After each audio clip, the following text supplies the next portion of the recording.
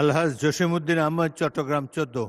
মাননীয় স্পিকার, চন্দনাইশ বাংলাদেশের চট্টগ্রাম জেলা একটি গুরুত্বপূর্ণ উপজেলা। এই শহর একটি কৃষি নির্ভর এলাকা, দেশের গুরুত্বপূর্ণ বিভাগীয় জেলা।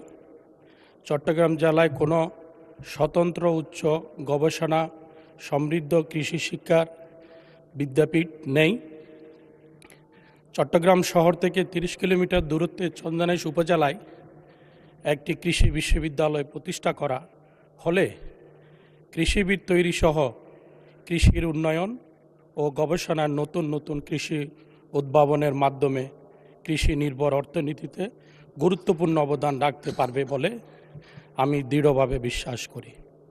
মাননীয় স্পিকার, বাংলাদেশের অর্থনীতিতে কৃষির অবদান অপরিসীম।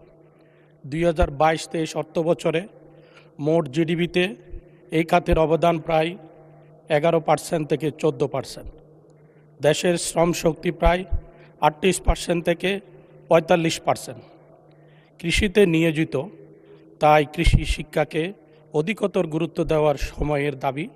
এমতাবস্থায় চট্টগ্রাম জেলায় গণমানুষের দাবি হিসেবে চন্দনাইশ উপজেলায় একটি কৃষি বিশ্ববিদ্যালয় প্রতিষ্ঠার জন্য আমি মাননীয় শিক্ষামন্ত্রীর সদয় মনোযোগ আকর্ষণ করছি।